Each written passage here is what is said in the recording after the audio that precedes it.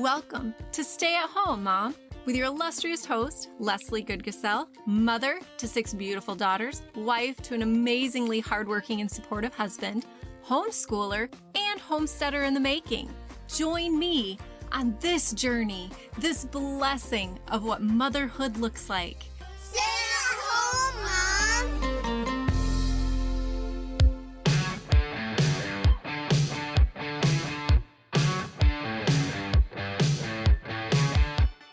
Have you ever heard somebody say, what do you call a couple that doesn't use birth control? Parents! Of course, you call them parents because they're not doing anything to prevent themselves from having babies. Of course, they would be parents because that's what happens when you don't stop something from happening. When you don't prevent procreation, it's inevitable that procreation is going to happen.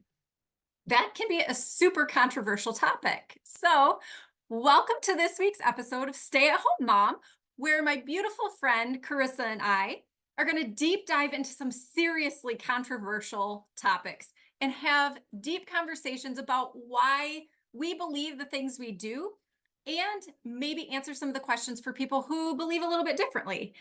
Join us this week and once a month for the rest of the year to touch on these controversial things in Controversial Conversations with Karissa. Yay! Yay! So welcome, Karissa, to Stay at Home, Mom, where we're going to talk about the controversial topic of fertility. Yeah. Or hi, thanks for having me. Thank you so much for being here. Or just not necessarily fertility, but just trusting the Lord with your family size really is kind of what it really is. Yes. And your fertility. I guess it's all wrapped in one. Yeah. It's all the same. I'm so glad I did a little blurb for my podcast to let people know that this was something that we were going to try to bring to them once a month, these controversial conversations, things that kind of ruffle people's feathers or make them uncomfortable because they don't know either a lot about the topic or they're not really firm in their conviction on a certain topic, so it makes them uncomfortable, or they're really firm in their conviction, but but they don't appreciate having to like prove that. Yeah. So things that people aren't allowed to talk about. Right. Especially in the church. Yeah. So, for sure. Awesome. I reached out and I asked you which topic you wanted to talk about first, and you said this one for sure. And I know this is your ministry, this is your heart, this is your passion for women in general, as mothers and just women walking in the gift that they've been given to be mothers, to nurture and to carry life and bring forth life. So I thought this was a perfect topic to start with because I myself have wrestled with it. And when I had you on my podcast the last time, that's what you shared, how you had wrestled with it and how it kind of got to the point where I remember you saying, to me, it's more important to obey the Lord than to be comfortable with with what I want to do. And that was kind of where I was too with my husband. So I appreciate that. Yeah, for sure. So I wanted to start with this topic because I didn't have to prepare because I had talk about this every day. So I pretty much the Lord, I feel so honored. The Lord pricked my heart in 2020. Hold on. No, not 2020. My daughter is okay. In 2008, 2009 is when the Lord pricked my heart about this topic. And wow, ever since then, he has I've asked him every question you can ask, with my ministry, people give me all the rebuttals, all the what ifs, all the but, and so I've been like, oh, you're right. And then I've said, okay, God, am I wrong? Did I get something wrong? And so I've gone back and forth for 14 years, maybe 15 years now. And the Lord has been just super, super gracious to give me so much wisdom So it is like my favorite thing to talk about, and it's an honor to share it. And hey, if you don't want to hear it, that's fine. You don't have to listen, but Right. I'm going to talk about it. And I don't shy away from talking about anything on my podcast either. And I know that it's not for everybody, but the reason I started it because I thought well, one, I really felt like the Lord told me to, and he continued to provide opportunities for it to happen, which to me seemed pretty miraculous. Yeah. And also because I feel like people don't share the nitty gritty of life, like the ugly Mhm. parts of it. They want Yeah. everybody to be like Instagram perfect. And if Yeah. I could let one person know, just one person, that they weren't alone in the dirty Yeah. ugliness of what like Yeah. motherhood and being a wife and just being a woman in today's society Yeah. felt like, it was worth it. If I just needed one listener. Yeah. Yeah. For And sure. the Lord's done so much more than that. So, Yeah. We all start with just one or yep, zero. We right? all start small. So yeah, Yes. for sure. So I just wanted to start with my testimony Yeah. because that would only make sense, like how I ended up here. So I'm gonna keep it really short because it could be a 2-hour testimony. I'm gonna try to say it in Right. like 10 minutes, maybe, or 5. So I grew up with one sister. I have it like summarized so I don't go too far, okay? I grew Okay. up with one sister. I didn't grow up hearing about large families. I don't think I was around any large families growing up. Like, I never even thought about like that I could have more siblings. Like it just never crossed my Yeah. mind that my mom stopped having children or anything like that. I think I was just raised pretty self-focused. Um, I'd never heard of anybody saying that they were letting God decide how many children they were going to have. I was in several different denominations growing up. So I was in Quaker, Nazarene, Mennonite Brethren, Baptist, um, like a ton. Even more than that, I just can't think of them right now. I was taught birth control when you get engaged in youth group. In Um, youth group? yeah. Wow. And That's I can't young. remember. I don't think they talked about it in church. Like I never heard Right. anybody preach about any of this. But in youth group, like that's where you talk about this stuff. Youth group, you can talk Yep. about whatever you want. Right. Like my parents taught me to be on birth control, to pursue my dreams. You can be whatever you want to be. And um, I wanted to be a famous singer. I wanted fame and fortune. I didn't like kids that much. I wasn't that teenager that wanted to be around babies. I never wanted to be a mom. I actually thought motherhood looked disgusting. Okay, now that sounds terrible, You're not my but only my friend that mom, has said that. my mom, like, she wouldn't take care of herself. She like gave me she only had 2 girls, but she gave us everything. Like, she didn't buy new clothes ever. She wore like the mom jeans, like up to here, but that's the style now. But back then it was not cute to me. But anyway, it wasn't an appealing life. Like I have friends that all they want to do is all they want to be is mothers. Like my daughters, they just want to be mothers. That's such a compliment, right? To hear Yeah. your daughters want to be a mother, because that means Yeah. they You've done like something what you're right. doing. Yeah. Um, anyway, I ended up getting married, and a year into and I was on the pill. Yes, I'm sure y'all have heard about that. They got Yes. sued a lot.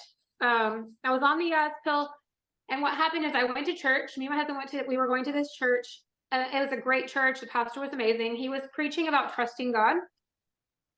He was not preaching about trusting God with your family size. He was just preaching about, in general, do you trust God? Is there something in your life you're not trusting him in? And me and my husband both left, and we thought, and I told him, I said, we trust God in everything. Like we tithe, we let him pay our bills, like we trust him hardcore. And I said, but we had a 5-year plan. We were going to travel and enjoy life Yeah. together. And I really didn't want children. Like I just wanted everything about me. And the Lord was like, no, you're not trusting me in that area. So I told my husband, and he was like, yeah, you're right. So I went off birth control. I don't think I got pregnant for like 6 more months after that. And we decided right then we were going to give God this area. Well, 4 kids later, I ended up getting diagnosed with MS. I would black out. I was super sick. My husband went and talked to all of the pastors in the area. Like, what do I do? I know that we should be trusting God, but my wife is sick and this is hard. And I'm like, no, I have to keep trusting God. But he's like, no, I will not let you do that. We're going to stop.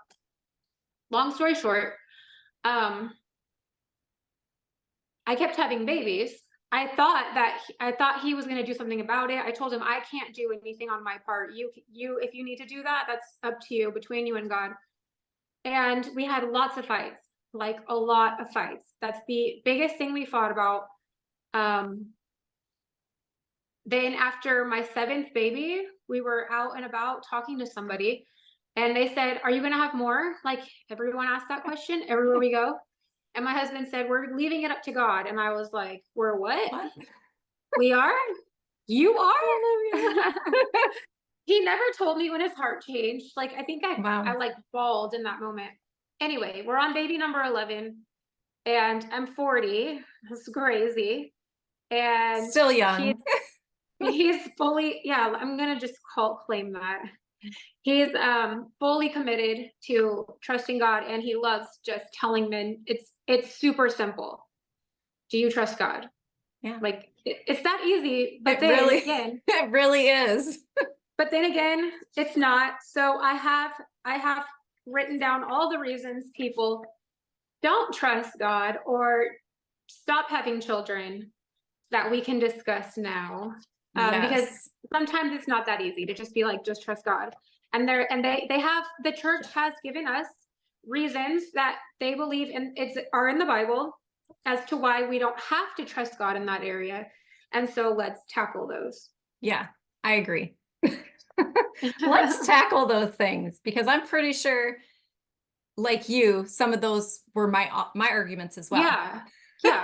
No, So I it's think all of incredibly them, relatable.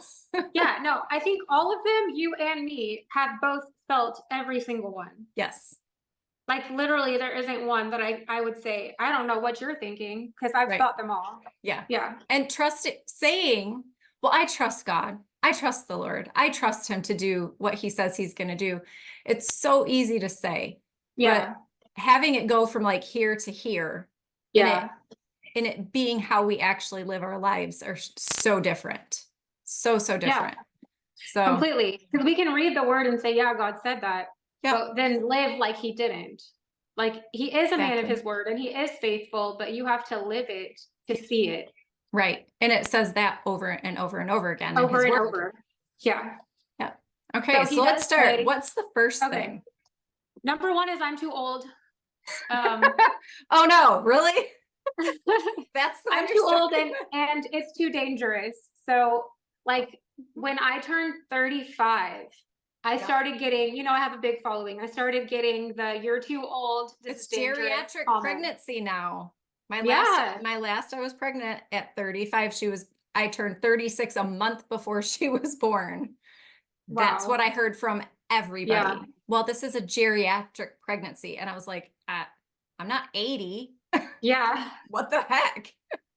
Yeah. It's super strange. I don't know. I don't understand how they think people are old. I mean, especially in the church, if you read the Bible, Right. Sarah. really don't get it. Like, they had babies old. So They started young and they stopped yeah. whenever the Lord closed their womb. Yeah. So, Yeah. but I do get it in our society today. Well, even though America probably has the worst prenatal care and Yeah. birth rate and all of those things, postpartum care and all of it, we don't rank super high. So it does seem really scary if you're older, because of the fact that our numbers don't favor people just birthing in general.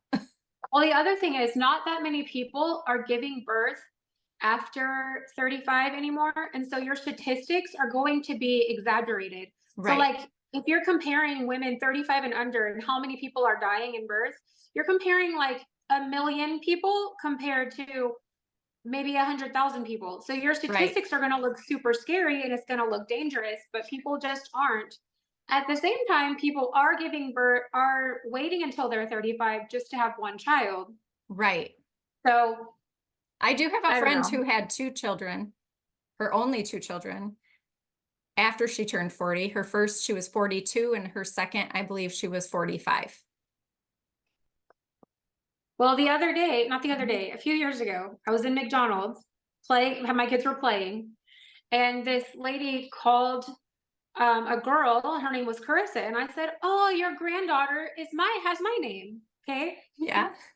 She said, "That's my daughter." And I was like, "I'm so sorry." So we sat down and we talked for a long time. Yeah. She, oh man, how old was she? I think she was 65. Okay.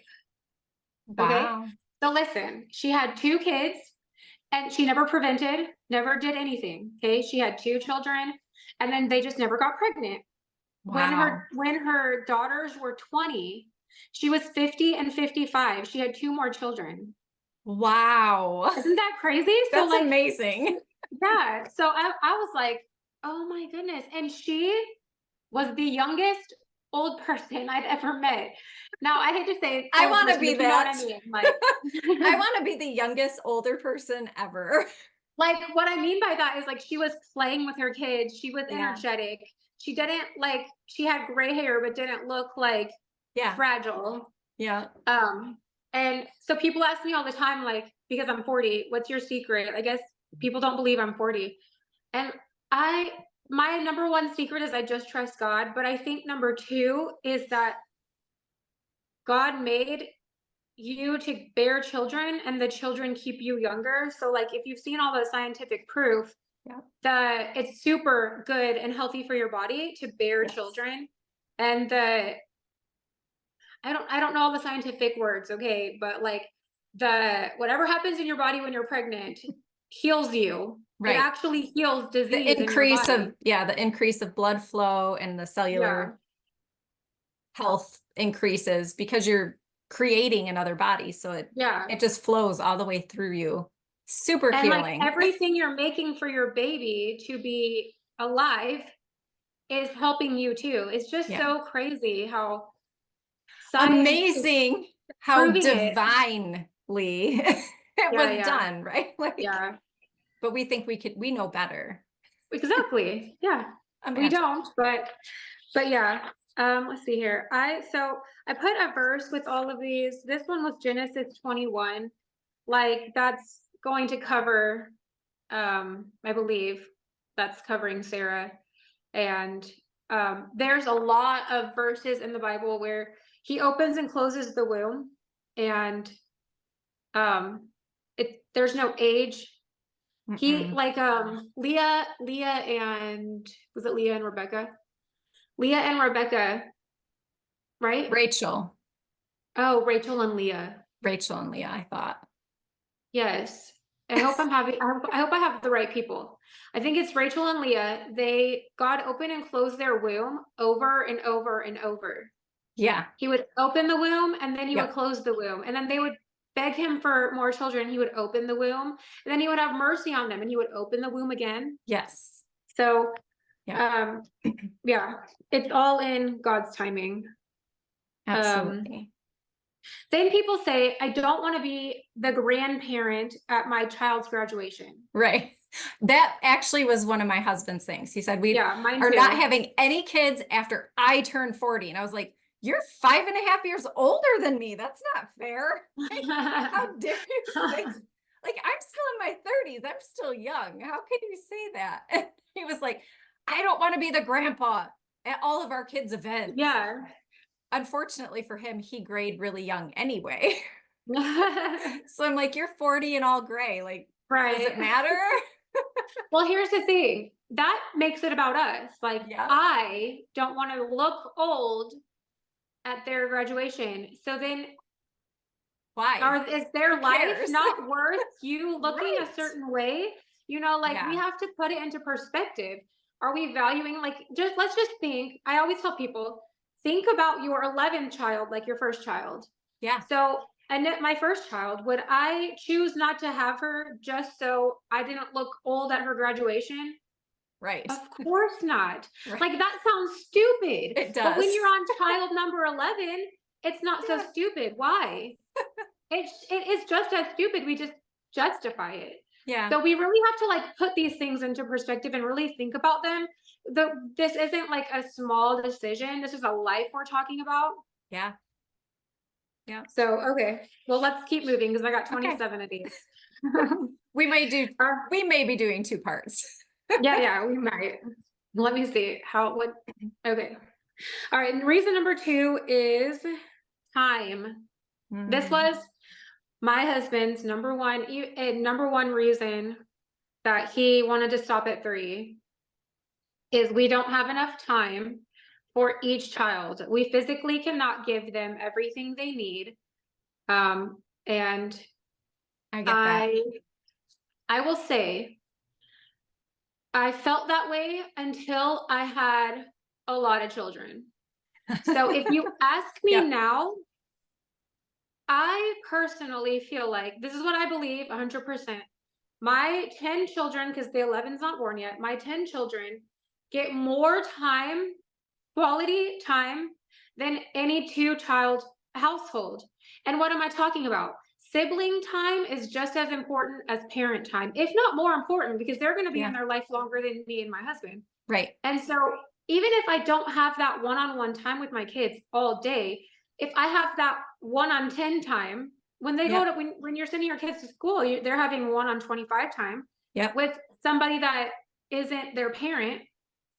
And so it's just this is a really weird reason to me in the world we live in today, where parents go to church and send their kids off. Parents go send their kids to school. They put them in extra sports. They Yeah. barely see their kids as it is. So when Yeah. you have 10 kids, you're probably not going to send them off because you just don't have time to take them to 15 schools, you know what I mean? So Yeah. you're going to homeschool. So you're Yep. giving your kids way more time than if you have a traditional 2-child household and you send them. Yeah. I would agree with that. I think time was a big thing. That was the argument my mom presented because she came from a large family. She had 6 siblings. I'm about to sneeze. No, I'm not. It goes away. It's gone. Never mind. Just kidding. She had 6 siblings. So she was one of 7. She was the second born. And she felt like her parents never had time for them. She never felt loved by her parents. She felt like Oh, she was wow. always just lost in the shuffle. Her oldest sister was like the good one. So she got all the praise and then everybody was compared to her. And she hated being in a large family, hated it. And she kept telling me because we went from 2 to 4. We had 2 and then I had twins. And when I had the twins, she was like, don't have any more. That's too many. You can't keep track of them all. She's like, I struggled with you 3. Like, don't do it. It's not good for the children. And I'm like, first, I'm not your mom and James is not your dad. We do things totally different.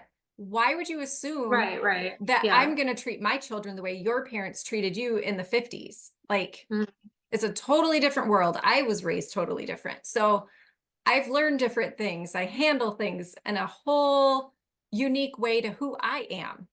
Yeah. But that was my mom's biggest thing. You don't have time.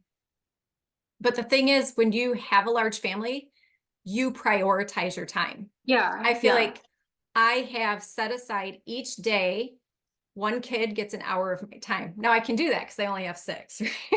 Right. If I had more than that, it'd be a lot more difficult to do a whole hour, I think. But it's not even just that 1 hour of focused time with that one child. It'll be like, hey, I'm going to go pick up your sister from work. Do you want to ride with me? And then Right, we yeah. chat on the drive there. Mhm. You know, hey, I have to go run and grab some groceries. Do you want to come with me?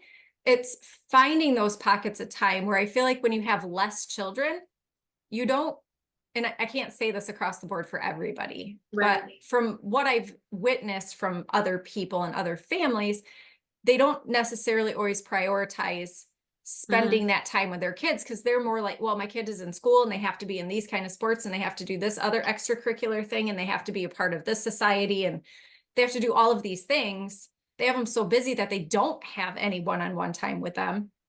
The only time they share their house together is while they're all sleeping. Yeah. Where I'm never away from my kids. Yeah, me too. And They're I with love me it. everywhere. So, Yeah.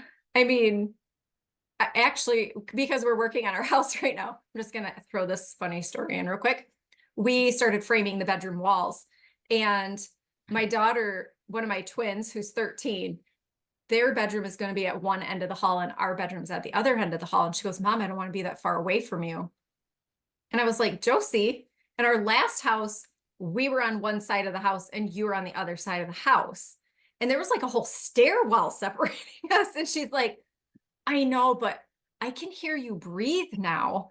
And I don't know if I can sleep without hearing you and Dad breathe. Oh my Because goodness.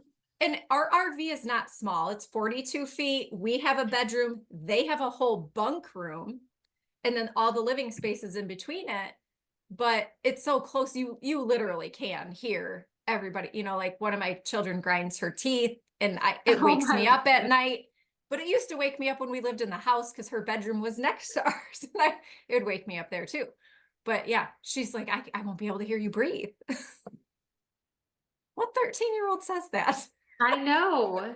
I have a 10-year-old who tells me every day that she's going to live with me the rest of my life and take care of me. And I'm like, okay, Yeah, you I have have a life you have to live, but okay. that same child has said the same thing. Well, I'm going to live with you and Mhm. Dad forever, but don't you want to get married? Yes, but I'm going to convince my husband to live Yeah. here too. And I'm like, No, ooh, that that's what sounds she said. terrible.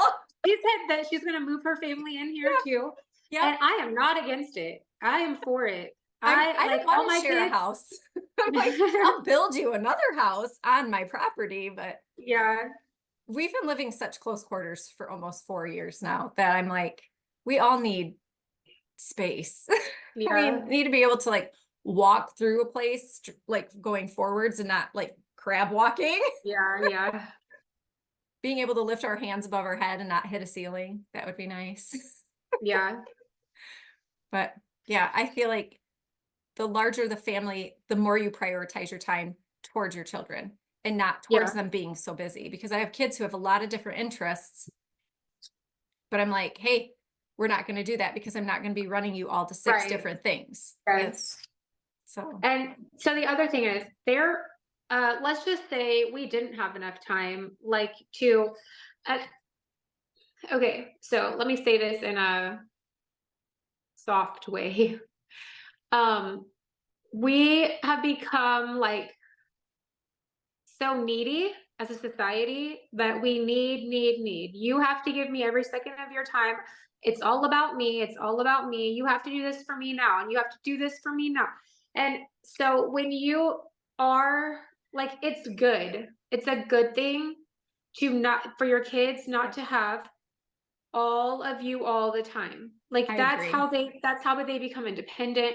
That's how they like become not selfish. That's how they become generous. That's how they learn to help their siblings. That's how Yeah.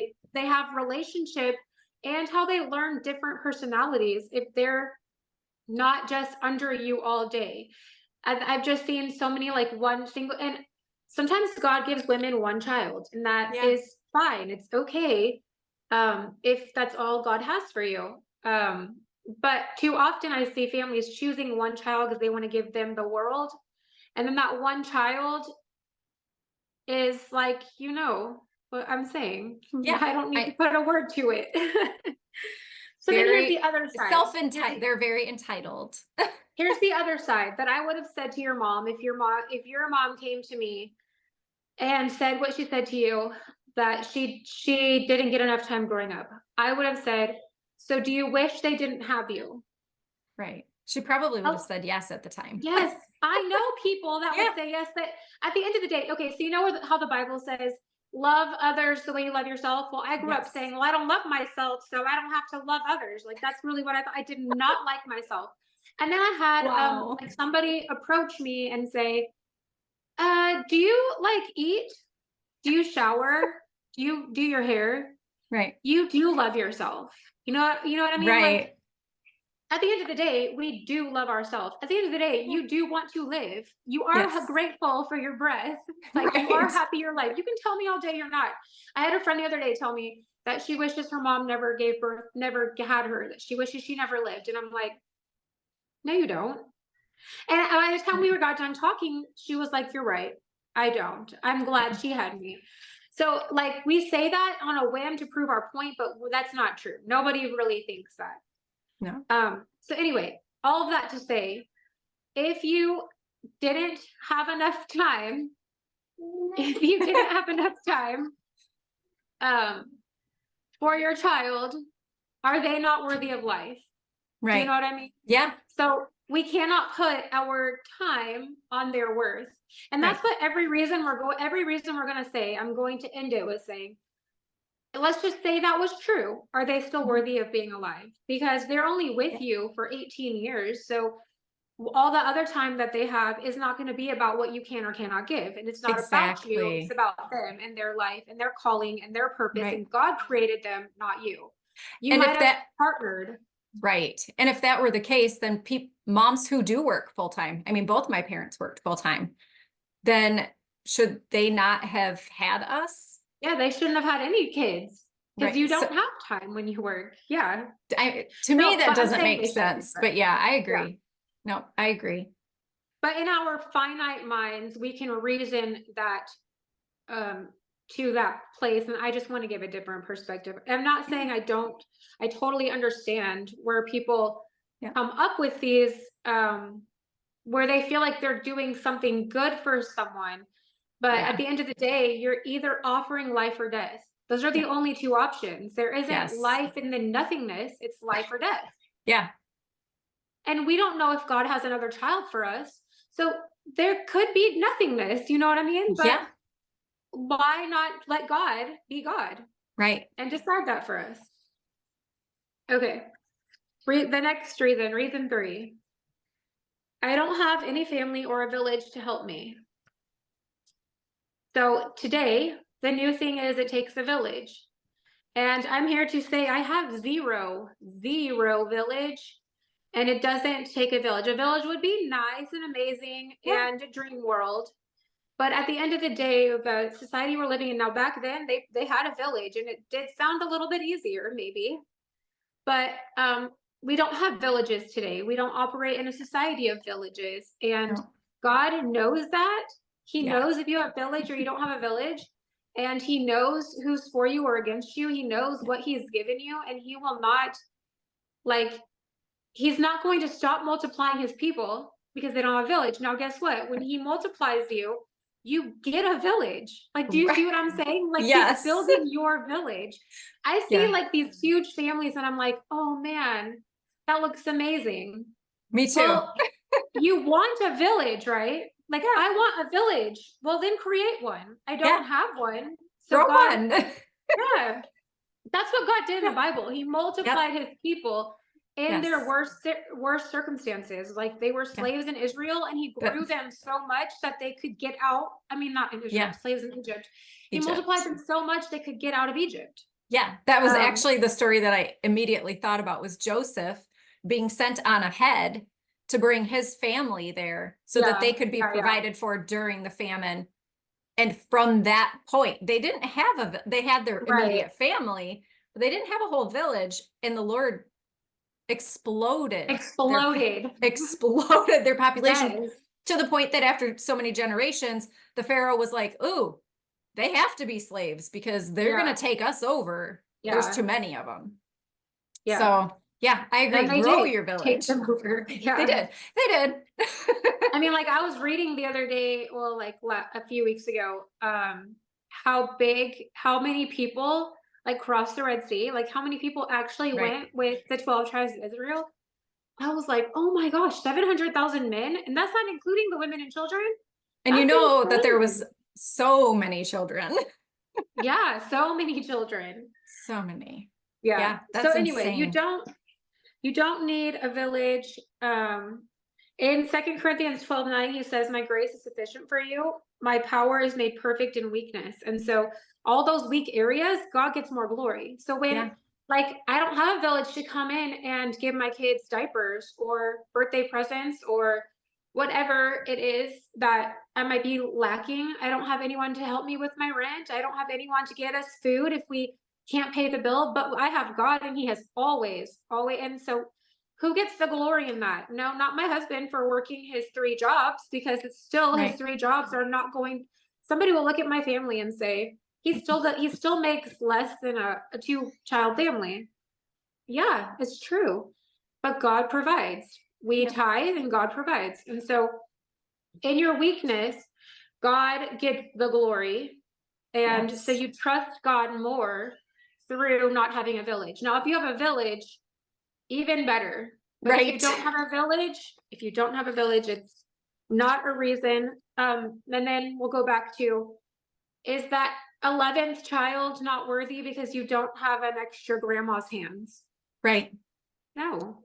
I didn't have any help. I had twins. And for every pregnancy, my mom would take like a week off, right? Yeah, mine Like the too. week after, and she'd come and she'd Yeah. help do stuff. But then I was Yep. on my Same here. own. Like I was Exactly. Same here. completely Yeah. on my own. So I I never had that help. And I lived close to family, but Oh. everybody lived their own lives. You know, my Yeah. Yeah. sisters were also having babies and working, Yeah. and I was the only one who had babies and stayed home. And because I was staying home, my husband did have 2, 3 jobs. You know, he was Yeah. always working. We never saw Yeah. him, you know. Yeah. He struggled to be home before bedtime. So, but I mean, I did that. I had a 4-year-old, a 1-year-old, and newborn twins by myself. Yeah. And I managed just fine. And actually, of all of my postpartum experiences, the twins were my favorite. Really? Yes, absolutely. Hands down. Wow. I actually, when I got pregnant again after the twins, I told James, I hope it's twins again. That's encouraging. And then when I had twins again, when I got pregnant again after the 5th one, I said, I really hope it's twins. I wanted twins. I didn't want twins actually. When I was pregnant with our second, my husband like put his hands on my belly and he's like, how awesome would it be if we were having twins? And I was like, how dare you say that? You're never home. That is a horrible thing to say to your wife. And a year later, I was pregnant with twins. And so it was his word that came Yeah. to life. Yeah.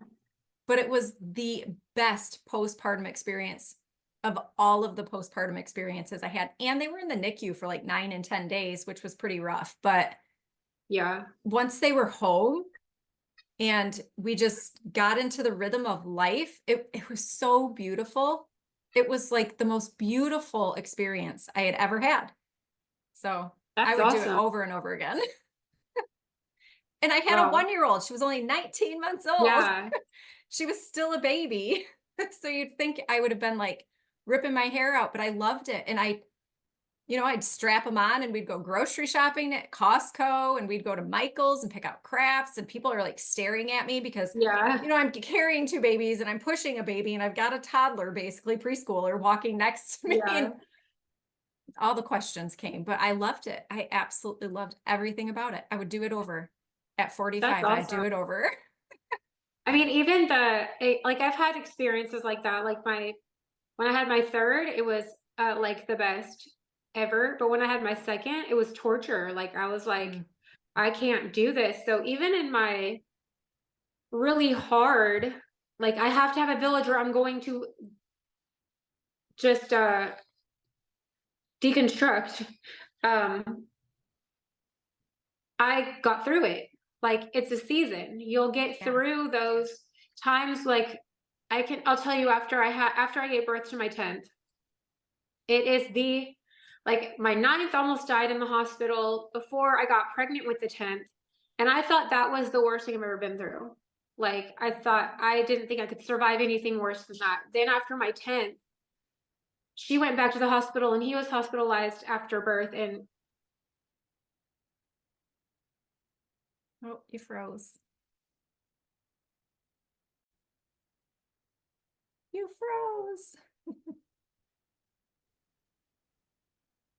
froze. Your phone froze. oh, did it? Yeah. Okay. So you said he had gone back to the hospital and Yeah. she was in the hospital. He went to the hospital after birth, and then when he got home, she went to the hospital. Okay. And I've never been in such a dark place in my life. Like the things I would tell women to do to get out of it, like spiritually, they weren't doing anything. They weren't working for me. And I couldn't see past the storm. All I had was this cloud on me, and I couldn't get out of it. And I didn't think I'd ever get out of it. Like, I couldn't see the other side. But guess what? I got out of it. I have like the most amazing 1-year-old or almost 1-year-old baby ever. And I'm happier than ever. And I'm pregnant with the 11th, like things I never thought would come to pass. So Right. when you're in the storm, all you see is the storm, but there is a rainbow coming, and we just have to persevere. We cannot sit in the I don't have anybody and I can't do this, because God will get you through it. You just have to keep trusting him. Very true. And they're always worth it. Yes. They're always worth it. Always. Even when you think they're not.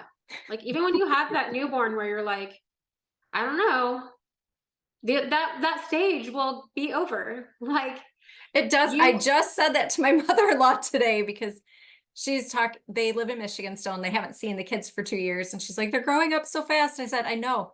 And I remember when they were all so little and we hadn't slept for about 9 or 10 years. And I remember thinking, this is never going to end. Yeah. And now they're all to the point where they're so independent. They get sick and they're like, Mom, I threw up.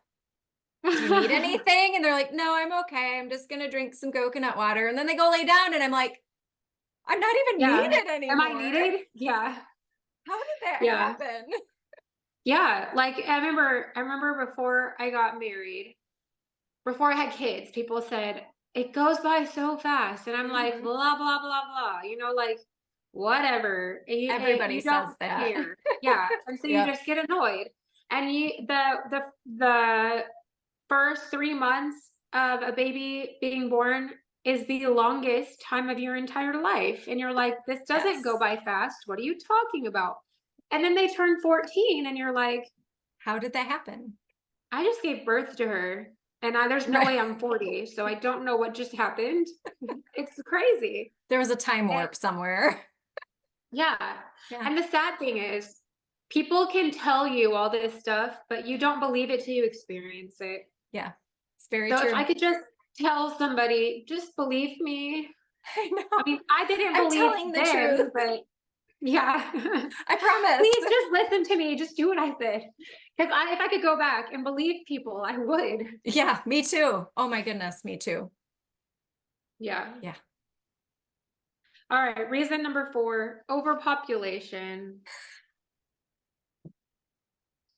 You're going to upset all of the climate change people. And I mean, at this point, after 2020, do people really still believe this? I don't know. If you do, I don't know where you're living, because it's been debunked a whole lot. Like, even Elon Musk is out there telling the truth about it. So I don't really know how this could still be a thing, although I do get this a lot still, a whole lot. But let me just say this. This can be a short one. First, okay, so we'll say this. First of all, let's talk about God in this. If God is the giver of life, if we know that only God can give life, is God going to kill his creation by overpopulating it? What? No. Why would he do that? Why would he do that? Why would he also put us here without enough resources? Right. Like, is he faithful? Is he good? Who do we trust? The second thing is, if you actually like fly in a plane, and most people have these days, look down, there's like 90% of the earth not populated.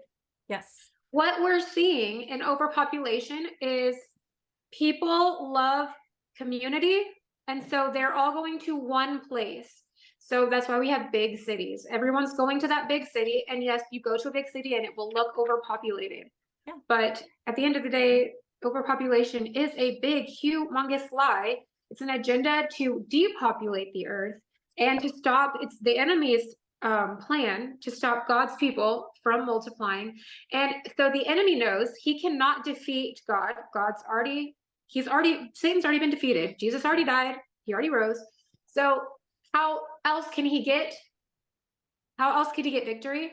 To take out God's people. How is he going to do that? By the depopulation lie, by telling you if you have more children, that he's going to get you to stop having children because you're killing the planet that God made. Like, let's just think about Logic, this. how dare you use logic? That seems so, it just seems unreal. Yeah. Logic's not allowed in today's society, I've learned. Yeah. I mean, all of that to say, all of these reasons come back to the same thing. The enemy is trying to convince us Yep. that we should not keep allowing God to give life. Yes. Because, like, the enemy can't create life, I don't think. I mean, they're doing Nope. some really weird things these days with cloning and stuff. But they're not he actually can't- creating life. Yeah, he They're can't. replicating something. Yeah.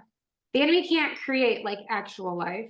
Mhm. And so he's going to do whatever he can to stop us from partnering with God, because God's not going to force his will on anybody. And so, And that's just exactly for- what was said to Adam and Eve when they sinned. That was exactly what the Lord said was going to happen. So yeah, that's just part of that curse. yeah. I have a kid like pointing at the door and pointing at a phone, or pointing at my window and a phone. It's not my phone. Give it to your sister. Give it to your sister. I don't know what to tell you, kid.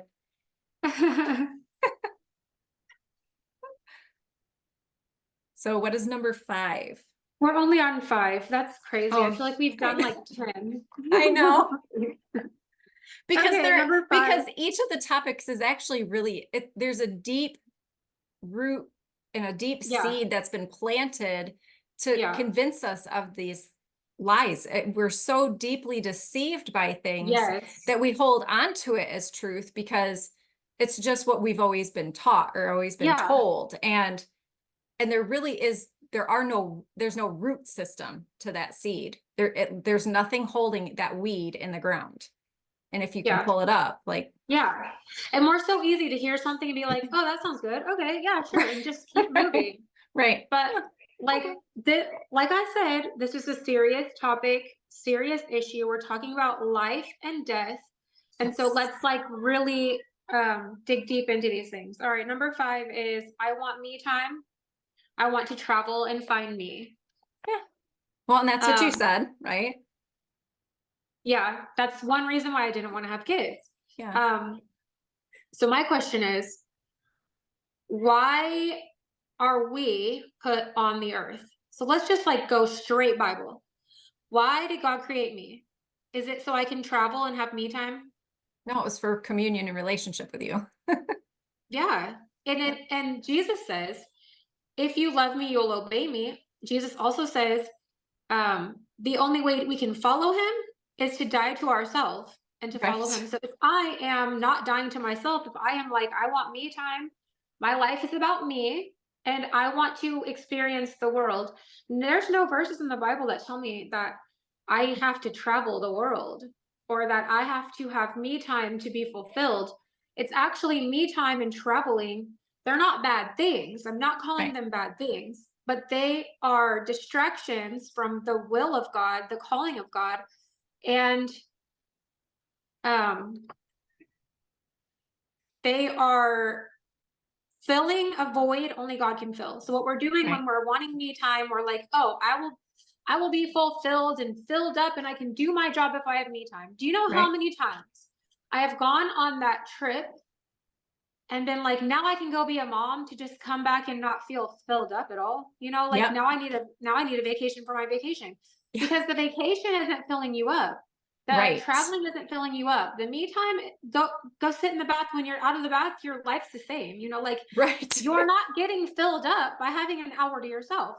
Right. It is a lie from the enemy that you need to be about you, when really our only fulfillment is that time with God. And Yes. that dying to yourself and living for him and serving him and doing what he asks us to do. Yeah. That's where you'll find true me time. Yes. Yeah.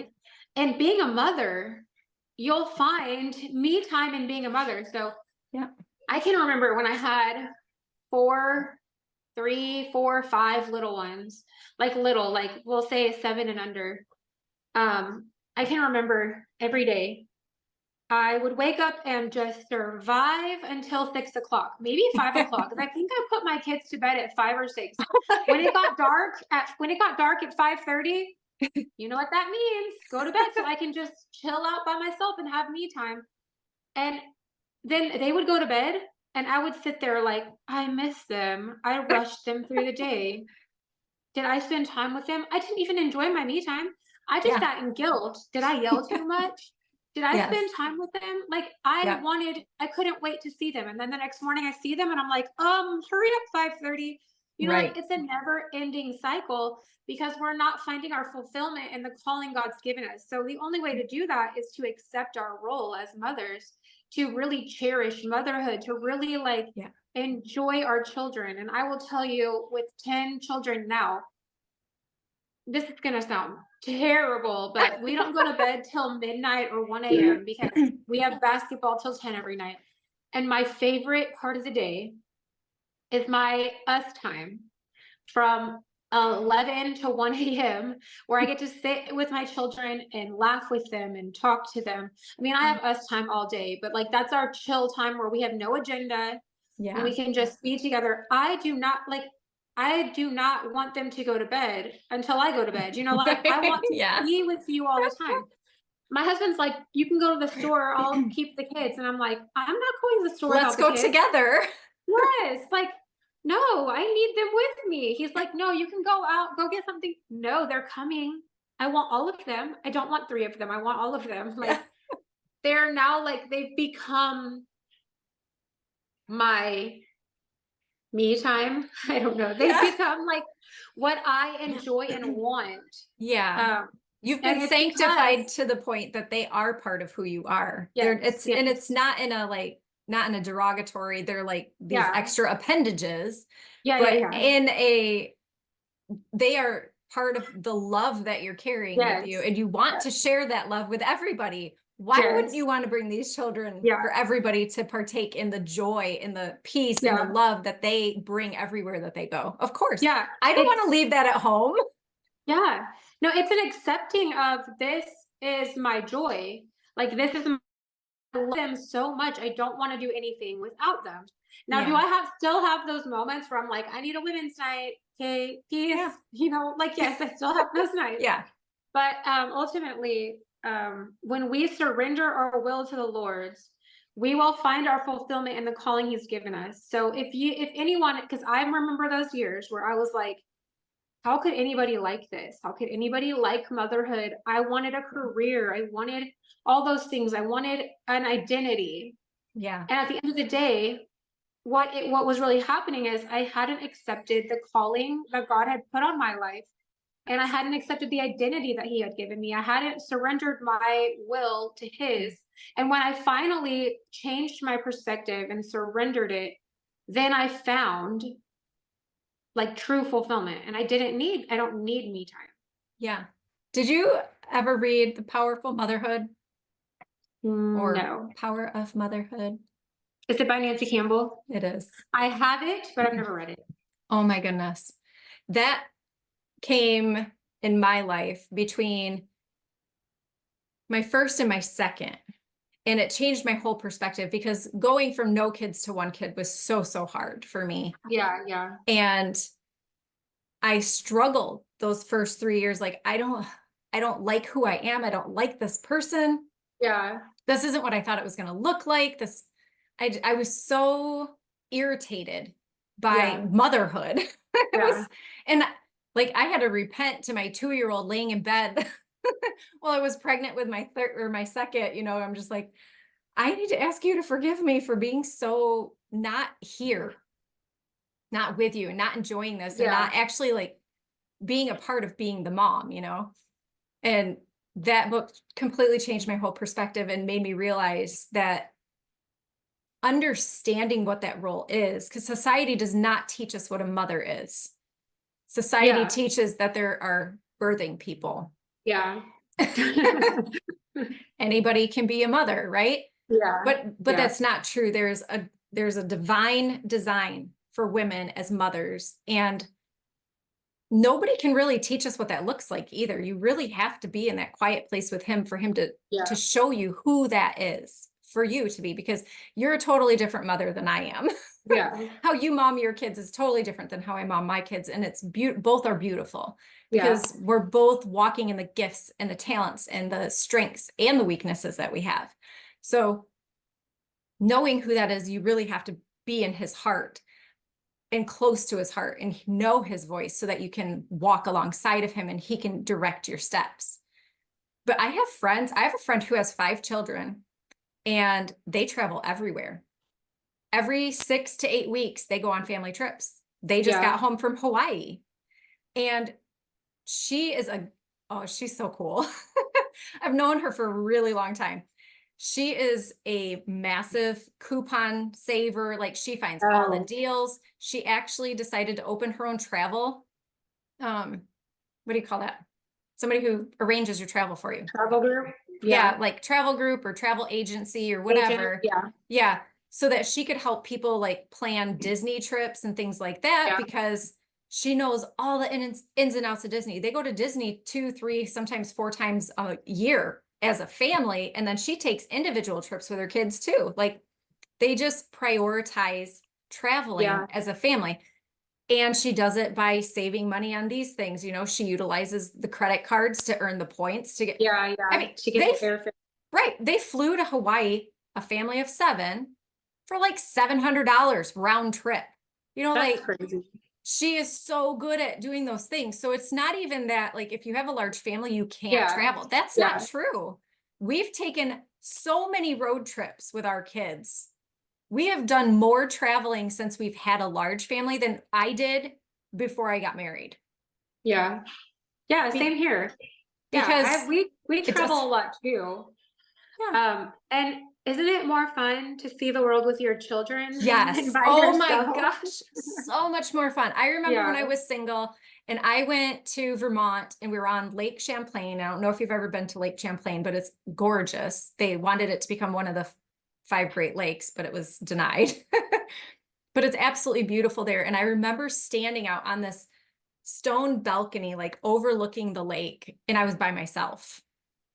And I remember praying and saying, Lord, I want to have people in my life that I can share this with. Like, I want a husband Yeah. and children that I can share things like this with. And now I have that. And I feel like I have been able to share so much more with them, you know, taking them to the ocean. And like, that's a big deal when you live in Michigan.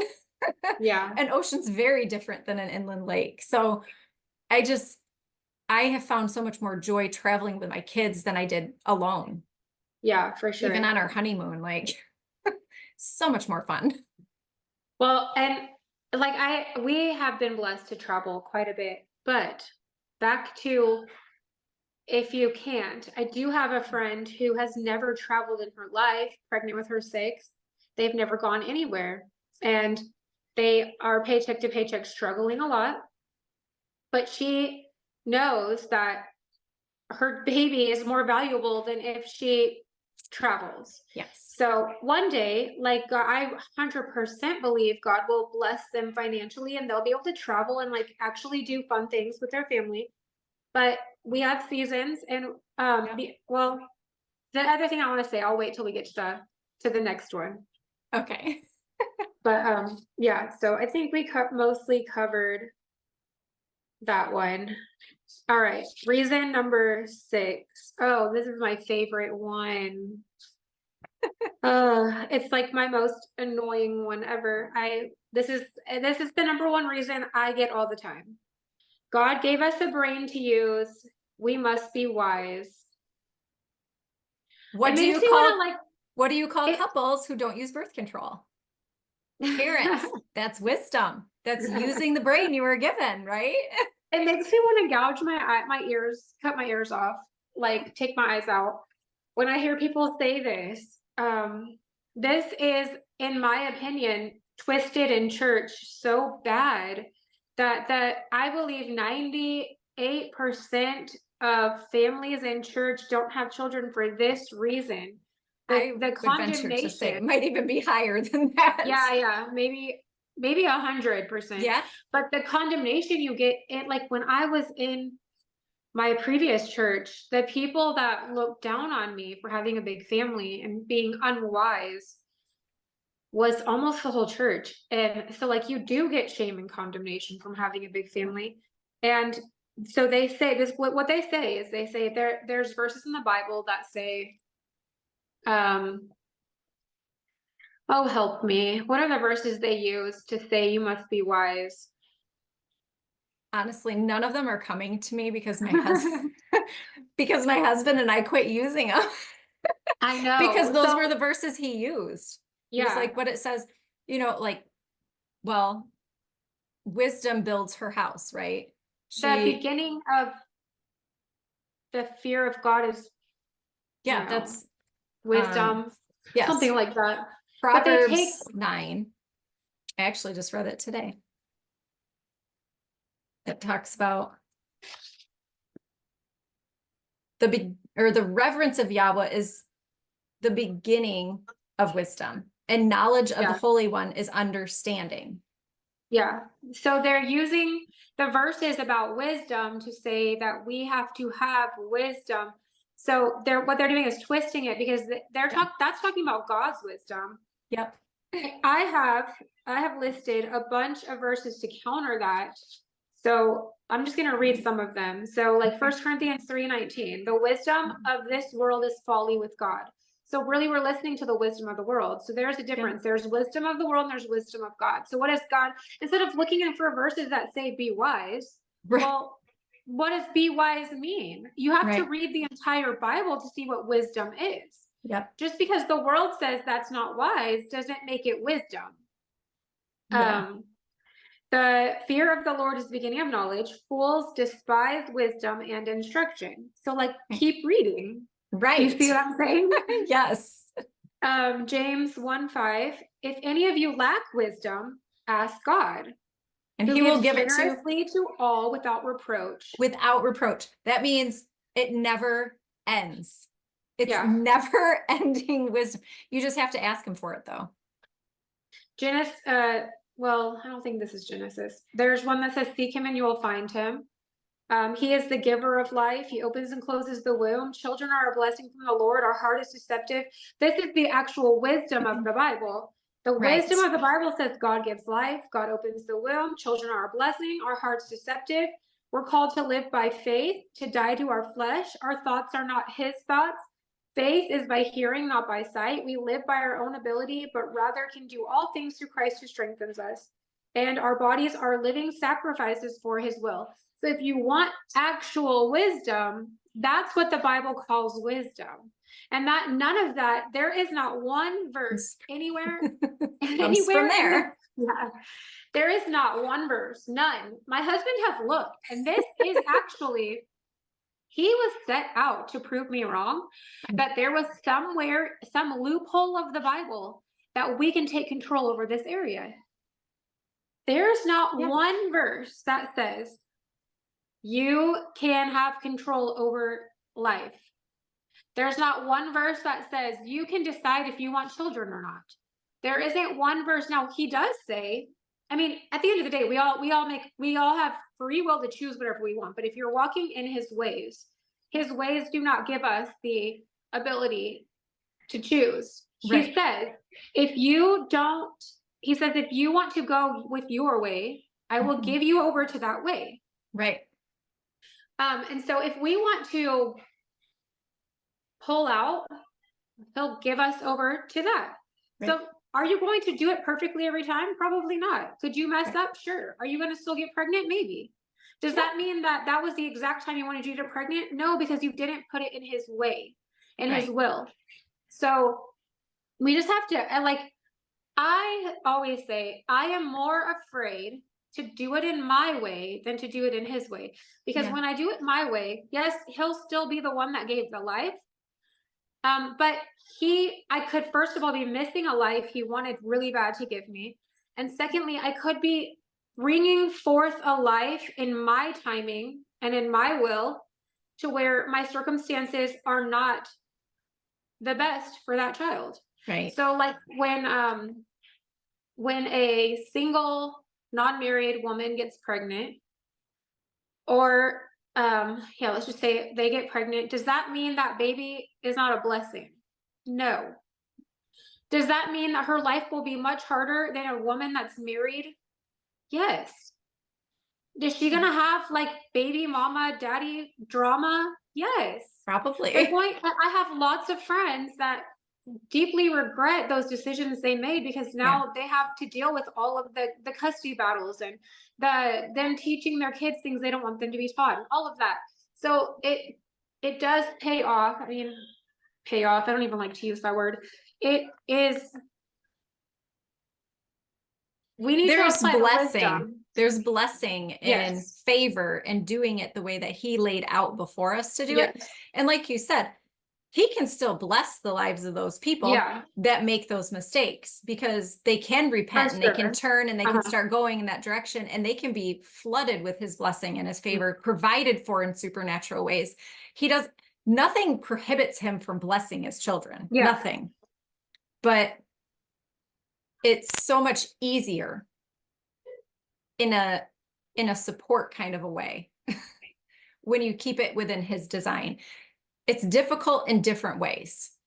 It's Well, nothing he told oh, us is nothing that he gives us in his word is to make our life harder. Every right, single thing he told us is for our benefit. So right, every single thing that you read, no matter if you say, "Oh, I don't want to do that," it's for your good. right. And so if we want to live wise, we read his word Yeah, and we walk in wisdom. But if we have to stop saying God gave us a brain to use. He gave us common sense, but yeah, faith is the best brain you can use. yeah. And he does say in the Bible that anything not done in faith is sin. Right. And so we have to make sure that we are trusting God with everything, especially life. I agree. If we're not activating our faith, we're actually not walking in his ways. Yeah. Faith without works is It's dead. it. And there's also no verse in the Bible that says use your brain. No, We're I've not. actually In all of my years of reading the Bible, I've never actually come across the word brain. well, So he says your heart is deceptive. A lot of yeah, people like back then probably use the concept of brain to heart, but your heart is deceptive. So we follow our heart. No, nobody mhm, ever really says follow your brain. We say follow right, your heart. Your heart is deceptive. You don't follow your heart. You follow his ways and his word right, because you will think you're acting in wisdom and you're not. You're actually completely missing. Okay, so let's just say I didn't want any kids at all. Okay, I wanted what I wanted. I wanted to be like a famous singer. yeah, If I would have gone with my wisdom, I wouldn't have 10 children. And I look at my life now and I just think I would never have planned this life. I could never have thought about this life. I could never have dreamt of this life because it wasn't wise to me then. But yeah, now this is wisdom, like following God is wisdom. I share this not because I'm pushing my life on people. I'm saying we don't know what's best for us. Like we have to right, trust God. The life I have is the most blessed I could ever be in my life. I wouldn't want it any other way. And I want everyone to live blessed because God wants to bless you, but we want different blessings. He doesn't want to bless you with a mansion. right, Will right. he? He might, He but might, that's not going to fulfill you. But right. 10 children and they're eternal. The mansion dies with the earth. Yes, Like I don't think he cares about the mansion. yeah, The children they have a calling and a purpose. Your mansion has no calling and no purpose. Your mansion goes nowhere. yeah, We want the things that die and we want to kill the things that live. right. Which makes no sense No. at all. I mean it does though. That's the Well, crazy thing. When you live in your flesh, it makes complete sense. But when true, you live in your spirit, it makes no sense. right. Which is It's why our flesh and our spirit are always fighting. We have to make sure we're thinking with our spirit and not with our flesh. right. I agree. Yeah. Sorry, I get like super passionate about this stuff. No, I like it. I like it. I do too. But you've poured the last 14 15 years, years. 15 years into studying this specific thing. Yeah. So you have the passion, the drive, the scripture, you have all of these things stored up inside of you. Yeah. And I haven't gone that deep. So Right. I'm kind of along for the ride right now. Sounds good to And me. I'm enjoying it, so it's good. Well, good. So my next reason is another one that like makes my blood boil, okay? But let's go there. That's your conviction. Yeah, yep. So let's talk about this. Does the Bible ever say, well, as long as you're convicted, you should follow this? No, it doesn't say that. Like, it doesn't say, well, this truth is good for her, but not for her. There is only one truth. That's why you're judgmental. Yeah, it is. It absolutely I'm is. kidding. But at the end of the day, That's if what you makes think it that's judgmental, sound. then Yep. God is judgmental. Yep. Well, he's a jealous God. He says, I'm jealous. And he's the judge, the ultimate judge. So I guess he would be judgmental. So Yeah. anyway, then people say not every family is called to have a lot of children. That is absolutely true. Not every family is called to have a lot of children, but every family is called to trust God and have faith in him. So I know lots of women that beg God for children and don't have any. I know lots of women that trusted God and only had two. It is whatever God gives. So just because I'm saying to trust God in that area does not mean you're going to have 40 children, but it could mean you have 40 children. And I guarantee you, have 7 and you're going to want more and you're going to be willing to have 40. I just really believe that. So is that I stopped at 6. So if I would have just had 7, I would have been like, okay, we can just keep going. Okay. I'm just throwing a number out there. Okay. I just feel like I understand like, what you're saying. You get to a certain point and you're like, well, what's one more? Yeah. What's one more? And we were like that. Yeah. We felt that way until I almost died after giving birth to my 7th, and my husband like was scared out of his mind. If you die, I cannot take care of these kids by myself. So we're not doing this anymore. and we are going to cover that. That's the reason we are going to cover that. But I mean, that's so I get it. So that happened on your 7th child? On my 6th. Well, technically my 7th, because I miscarried between my first 2. But okay. Because my 7th child, I almost died and she almost died. So there's like something with the 7th child. I've had a lot of people that had something happen with their 7th. Interesting. Anyway, all that to say, there is no conviction. Like now there are like things like somebody might feel convicted to wear dresses. Now, the Bible doesn't say women have to wear dresses. It says women should look like women and men should look like men. And if we want to dig really deep into that, men wore dresses back then, okay? Right. You know what I mean? I do, 100%. Yeah. Tunics.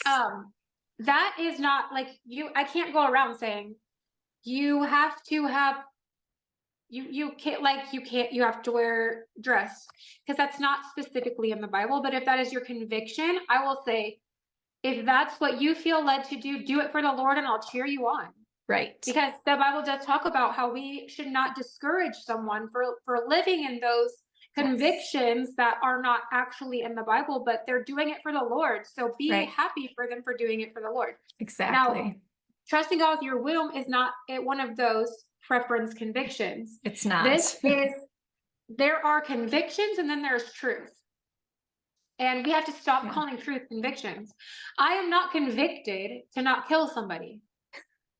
No. That's I mean, maybe too, though. Like, I may feel convicted, don't murder that person. I mean, but it's also a truth. Thou shalt not murder. like nobody goes around saying, I got really convicted, I was about to kill them. No, because That would be you funny, though. only use conviction in something that isn't clear, Right. right? Yes, I agree. So like no one says, I got convicted that I shouldn't steal. No, you just know. Right. You just know you shouldn't murder. You just know you shouldn't steal. You just know you shouldn't have an affair. You might get Right. convicted about talking to that man, but the actual affair is not a conviction, because Right. that's just a truth, understanding, knowledge that that's wrong. So we have right and wrong in society. And then we have conviction. We have to be very careful that we're not calling the truth of the word of God conviction. Yeah, I agree. And I think a lot of people in today's society mix those up. Yeah. Definitely mix that up. Because, and I've been guilty of that too. Like if Yeah. that's your conviction, then follow your conviction. I feel like this is what the Lord's revealed to me, so this is what I'm doing. And Yeah. I've always had strong convictions about certain things, and I've always followed that.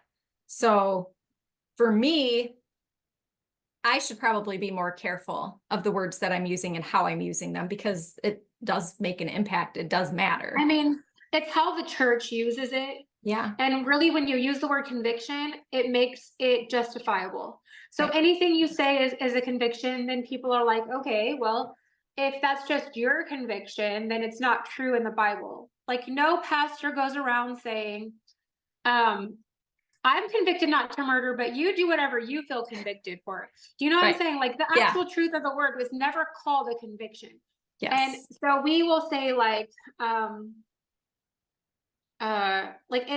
it's hard because there are things not specifically spelled out in the Bible. So like the word abortion is not in the Bible, but I can confidently tell you that's not a conviction.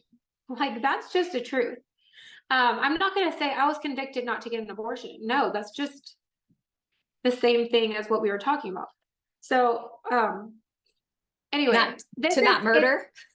yeah, exactly. So this is like this is lingo we use in the church, conviction about everything, conviction. And God just really showed me that we have to be careful that when we actually use the word conviction, we're making sin we're sugarcoating sin. Right. Making it So we're somewhat acceptable. yeah. Yeah. Which I mean, that is kind of how it is these days. A lot of It sin is. is just made to be that's between you and God, and Right. which it is, but we're not allowed to say anything. All right, so how much more time we got? Oh, how long have we been doing this? Don't know. I Like- don't have a timer.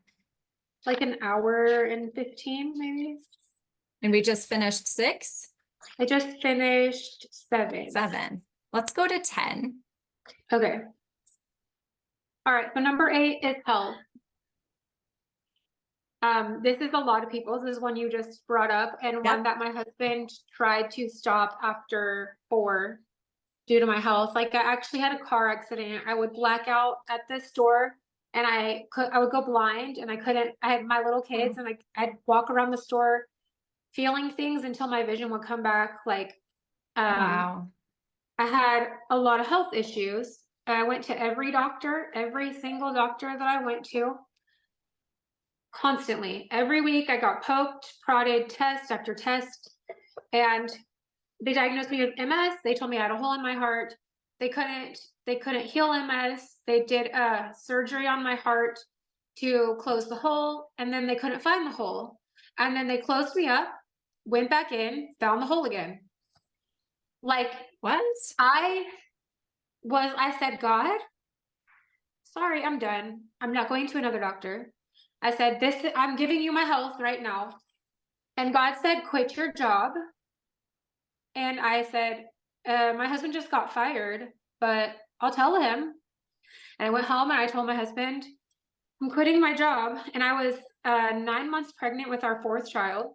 I was working the night shift. And he was like, we just bought a brand new house, a brand new car. We own 2 houses now. We have bigger bills than we've ever had, and you're quitting your job. And I said, yes, the Lord told me, the Lord had been asking me to quit my job for 4 or 5 years at this point. And I always told God, I always said, if you make a way, I'll quit my job. That was my answer. Does that sound like faith or anything in the Bible? Absolutely not. It sounds like So- every human being. Yeah. So when I was really, really, really sick and like so tired of going to the doctors, I said, okay, God, the Lord said, if you wait for the time that you can provide and that there's a way for you to quit your job, then what do you need me for? And I was like, okay. So he said, faith is doing something that is impossible, that only I can do. So you either quit in faith or you work the rest of your life, because you're never going to get to a place where you feel like you can quit your job. At the end of the day, no, any woman working, if she's waiting on the time for her, because what happens is our whole lifestyle adjusts to that income. Yep. And then you want to somehow make enough money to quit. So your husband has to double his income, but then when he doubles his income, on the way to doubling it, you've already changed your lifestyle. Yes. You will never get to a place that you can quit your job. Never. Yes. And so I talk to women all the time about this. Like I talked to a woman the other day who actually ended up quitting her job, and and the most impossible. And I was like, that is what faith is. And God has provided. It's been like 3 months. God's provided every step of the way for her. It's just been really cool to sit back and watch because I lived it. Anyway, all of that to say, when I quit my job, the Lord healed me completely. I never had another blackout. I never felt another MS episode. I had no more lesions in my brain. Like I was completely healed. Wow. And then the Lord started teaching me about healing and all of that. And like I could make this really long, but I'm going to like just quickly sum up. My 7th baby almost died like 11 times in the womb. And I remember when I was physically miscarrying and the doctor was like, just bring me the dead baby tomorrow. Don't come in. We can't stop it. And I sat in the bath and the Lord said, I've been teaching you healing for this moment right here. And so I sat in the bath for 5 hours and I said, God, I'm not getting out until I know for sure my baby's fine and I'm healed. And I went to get it. I sat in the bath for 5 hours. I got up, the bleeding had stopped. I went to the doctor the next day and the baby was fine. But then I had like 10, 15 weeks of them telling me I'd miscarry every single week. Anyway, the Lord, I never saw the healing. So I went to the Lord and I said, you told me I'm healed. Like I believed I was healed, but I never saw it. And the Lord said, what does it say? Faith is not by sight. So I never got to see it until she was born. And so like my 7th baby is a complete miracle. You know, her name's Answer to Prayer. But the Lord taught me healing. And so at the end of the day, we can't just say, my health is struggling. Now, we know, we've talked about this. We know that pregnancy heals us. Yes. That it's good for your body. Yes. And like I had complications, but they say that when you have MS, pregnancy takes your MS symptoms and covers them up. And so a lot of disease is covered up in pregnancy, but then they just passed all these scientific studies saying it actually heals the different diseases. So anyway, all of that to say, we can trust God for healing and we can trust God with our health. And people always say like, how do you lose the baby weight? How do you stay fit? I do nothing. I do not work out. I have too many children for that. I have homeschooling schedules. I have other jobs. I have Bible studies and we have a home church. I do not have time to go work out. Do I want to work out? Yes. Do I want to like take that time and go work out? I do. But I have other priorities like callings that the Lord has put in my life. So what does he ask me to do? Well, he asks me to fast quite often. And in fasting will heal your body. Now, I don't do it for health reasons and I don't do it to lose weight, but the Lord has to stay in my body as I obey him. So as I obey him in fasting, whenever he says fast, I will fast, however long he asks me to fast. He heals my body. Fasting can, like, and I'm not talking about the Daniel fast. I'm not talking about Right. a social media fast. I'm not Right. talking about these, well, I'm not talking about a water fast, a water only fast. That's not a fast. The Bible said in Hebrew, the word fast actually means nothing in your mouth. That means no water, no nothing, no cranberry juice, no hot tea, whatever. Like, I hear sermons where they're like, you should be drinking hot tea while you're fasting. It's good for your body. No, it is sure if you want to do a health fast, but if you want to do a biblical fast, nothing enters the mouth. So anyway, that is how the Lord keeps me healthy. But he also has healed broken bones in my house, like 7 children's broken bones. I'm talking split in 2. He's healed them in a week. We go back, he never needed a cast. Like, the Lord has taught me so many healings. It is insane. We have a monument in our house where we write down every miracle. It is full. I have no more space to write anything. It is completely covered with all the healings God has given us. Okay. You know what? I'm going to cover one more with this because they go together. The one that says, I'm afraid to die in Right. birth. So, first of all, you have a higher chance of dying on your way to basketball than you do in birth. The statistics are out that more people die in car accident than in birth. Right. So let's just put the facts out there to start with. The second thing is, I say this all the time and people might look at me like I'm straight up crazy, but I really believe this. Okay, any mother would say, if there was a car driving towards you and it was either you or your daughter, who are you gonna let the car hit? Me, every time. Obviously me, yes. Even if I have 20 other children, it's gonna hit me. I've lived 40 years. She's lived 14. I'm going Right. to let her live. If God told me tomorrow, I need you to have one more baby, but you're not going to survive, but that baby has a big calling on their life. Am I going to go through with the pregnancy? Yes. There was, I don't know if there's another one. There's one time in the Bible where a woman died in birth. I don't think there's more than one witness account in the Bible. It could be wrong. But Joseph's mom, she died in childbirth. Rebecca? on their way to somewhere. I cannot remember the details. But her baby survived, but she died right after the baby was born. Should she have not had that child? Right. No, she would have 100% still wanted to have that child. So are we willing to give up our life for another?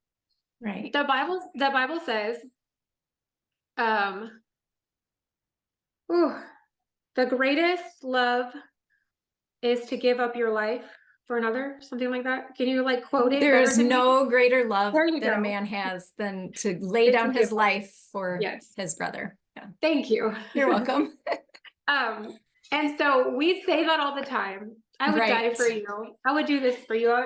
We don't believe it because the second we're faced with any type of option of death, we won't go through with it. We'll jump out of an airplane, but we won't go give birth. Like, what? I would not jump out of an airplane. just Okay, to well, preface, get behind the wheel of a car. I mean, right. driving a Well, car that's is just probably, it. Right. yeah. Way higher chance of Yeah. death. And We're willing to take certain risks, but not others. I understand that fear that gets planted because that's where my husband was, right? And I don't know that I necessarily thought, well, if I get pregnant again, I'll die. But my husband was so adamant that if something else happens to you, and mind you, like a lot of people hear that I almost died after my last birth. But I had the Right. first unmedicated, all natural childbirth out of all 6 of my children. It was beautiful. It was absolutely beautiful. And And she turned like transverse right at the last minute. And like we had all of these things, and everybody was like, it's so good that you didn't have an epidural because we would have been having a C-section. And like the Lord orchestrated everything, and it was beautiful. And then the enemy tried to steal that. Yeah. The enemy tried to kill me Yeah. because he was like, how dare you bring forth this life in the way you were created to do it and rejoice. Yeah. And he tried to steal it. And we knew that. We knew that as soon as I went into shock, as soon as all of the things started to develop.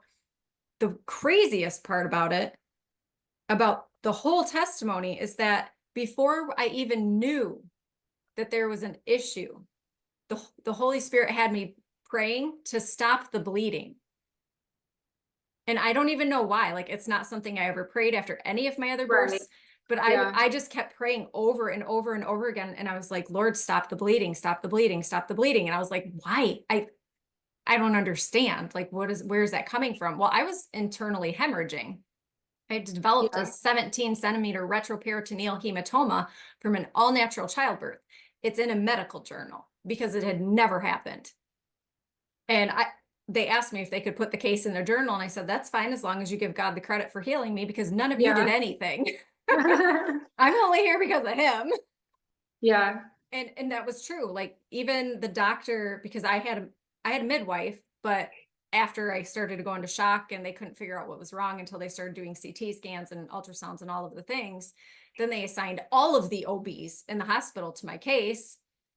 And at one point I lost half of my blood into my own abdomen.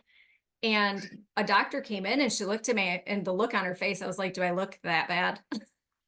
Aw. And she said, you look like a delicate wilting flower, and you really need a blood transfusion.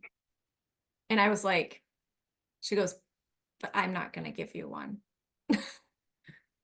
And I said, what? She goes, I don't feel like I'm supposed to give you one. Wow. And I was like, okay, so what do I do to build my blood back up? And she said, you have to eat a lot of red meat. You got to eat a lot of deep greens, drink orange juice so your body absorbs it, like that citric acid, like really pulls it into your bloodstream and utilizes it to build more red blood cells. She's like, but every doctor wants to give you this blood transfusion, but I can't do it. And she didn't. And I ate a lot of red meat and a lot of spinach in the hospital for a solid week that I was in there. And I continued to once I got home. But from when I got into the hospital, my hemoglobin was like 14.3 or whatever. By the time I was, had gone through this whole event, I was down to 7.1. And by the time I was discharged a week later, I was already up to 8.3 in a week.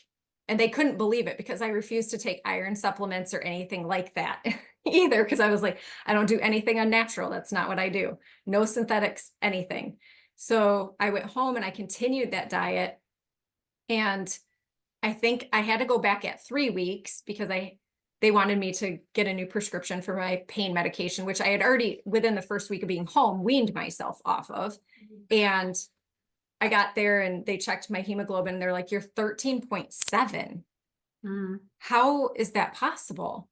And I said, the Lord, like, Yeah. I'm just doing what I know to do. But I had friends who bled less than that, lost less blood, and had blood transfusions after birth. Yeah. Yeah, for sure. And didn't even recover as quickly with a blood transfusion. So I never felt like if I ever got pregnant again, I would die. I've never felt that. That's never been a fear. Hasn't been like a worry, a concern, like, what if something were to happen? For sure. For sure. Because, I've miscarried. I've had babies in the NICU. Like, we've also had these things, and that is scary. And the more kids you add, the more you're like, do I have time to not be well for my kids? Yeah. Like, that is I get that. I get why people feel that way, without a doubt. And I also 100% fully, with everything in me, believe that as long as you are following his word He will provide for everything that you need, no matter what that looks like, whether it's healing, whether it's the financial part of that, whether it's your time.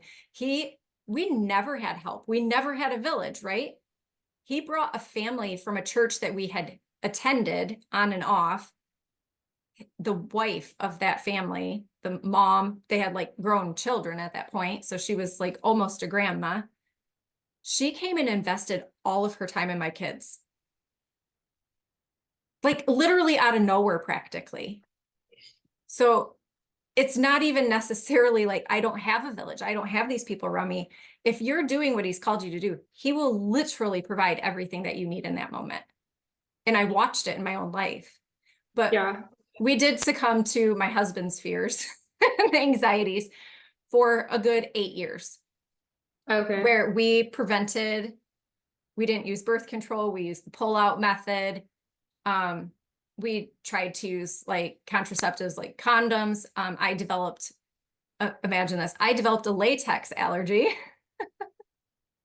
Imagine that. Yeah. And I'm like, what are the coincidence. odds? Yeah. How does that even happen? It was just like one, and every time something happened, I would bring it back to my husband, like, maybe the Lord's telling us we need to trust him in this. And my husband's like, I'm too old. We don't have enough money. We're living in an RV now. Like it was, I mean, it's always been a thing. And then the last time I brought it to him was last year after our interview, because I had him listen. And he was like, this is like the 5th time you've brought this up in the last 3 years. I'm like, well, I've brought it up a lot more than that.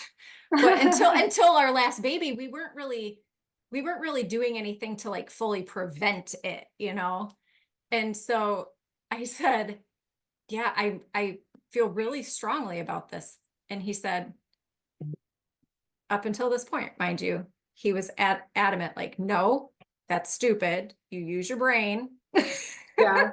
You know, this is how it should be. And he looked at me and he said, I think you're right. I think it's wrong to not trust Yahweh in this one area when we are trusting him for so much. We're trusting him for our property, for provision financially, for food, for our animals, for a home, for all. We're literally trusting him with every area of our life. This is the only area that we didn't. And so he finally was like, okay, we're done. We're not going to prevent it. And for the first few months, he was like, are you pregnant? Are you pregnant? Because he was convinced. He's like, for years, I sneezed. I sneezed in your direction and we were pregnant. Like I don't even think I touched you some of those times, you know, like we don't even know how that happened. I wasn't ovulating or whatever, you know, it didn't happen the way that, you know, the science says that it's supposed to. So he was so convinced. And I'm like, hey, listen, I told the Lord too. I was like, I am going to trust you in this. And I also trust that you know the desires of my heart. I felt like our family was complete after I had our last one. So it is very likely that he would have never given us any more, or he would change my heart. And that's what I said. I'm like, yeah. And James keeps asking, he's like, so if you end up pregnant, are you going to be upset? Because that was his stipulation. I'm not going to agree to this if you're going to be upset if you get pregnant. Oh, right. Which it seems, I think that's fair. I feel like that's fair for a husband. Like, I'm not going to do this if you're going to make everybody miserable for 9 months and then 18 years. Yeah. So I said, nope, if the Lord decides to bless us with another child, I am going to find joy in the fact that he is choosing that. And that's the path he has for us. Mm-hmm. I am fully trusting him. 6 months later, still no pregnancy, but but we're trusting him. Yeah. Even though. So. Well, that's awesome. Yeah. I think the health thing is a big deal. I understand it. I relate to people when they say that. Like, I hear you. I feel like I can feel it in every cell of my body. I know that feeling, but I also know the feeling of his ultimate healing and provision. So. Yeah. And I always say, I had, the doctors told me after my 3rd pregnancy that I would die, and every birth after, they said I would die. They know don't know so what they're much. talking about. Yeah. So like, who do we trust? Right. Who knows my body? This doctor that said a baby can't fit out my body, and I've had 10 now. And then the other thing is I have had really, really hard births. Like my second child, I literally thought I died in childbirth. Like Wow. after he was out, the pain was still so bad. I thought I was hallucinating and that I was dead. Wow. And it was my first natural birth with, and it was induced. Do not ever do an induced natural birth. If you're Good. going to choose I tried induction, you that, and might as then well. I tried that, and I had like 3 contractions. Was anesthesiologist right now. Yeah, they were I need trying an to epidural force me. immediately. They were trying to force me to get pain meds, but I was determined. Anyway, Ooh, you're then I strong. had like my 7th birth was my most painful. I gave birth 11 weeks early to the tiniest baby. And Wow. my baby was 3 pounds, but I tore with her at 3 pounds. My bladder almost exploded. Like it What? almost, like I almost died in that birth. I was Wow. hospitalized for 5 weeks. I went into labor every other day. I was on morphine every other day while I was pregnant. Yeah, it was crazy. Um, but and everybody told me, you just had the worst pregnancy. You just had Right. the worst birth. Because in birth, I said, I'm never doing this again. I have said that. Always, I always. have said that several times. Yep. Um, and this is what the Lord had told me. This is so crazy. When I was like 6 weeks pregnant, when I found out I was pregnant with that child, well, then when I was 11 weeks pregnant, I was in like prayer, but not prayer. You know, like when you're just like living life talking to God. I was talking to Yes. God. Yep. And the Lord told me, I'm gonna name the baby Answer, but I didn't know if it was a girl or a boy. And I'm like, that's an A name. That's cute. Okay. And then he told me, whatever happens, you do not stop having children. So I was like, okay. I really didn't think anything of it. Now that I Right. think about it, that should be pretty scary. Red flags all So over. yeah.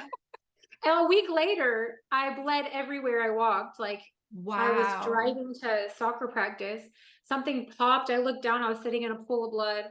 Yeah, Oh, that's the wow. story where I sat in the bathtub. But anyway, my next baby, everyone online was like, how dare you put yourself at risk and your children have no mother and you're having an Yeah.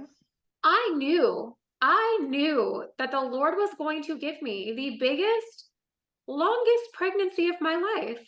Okay. Because I that's had what he just, does.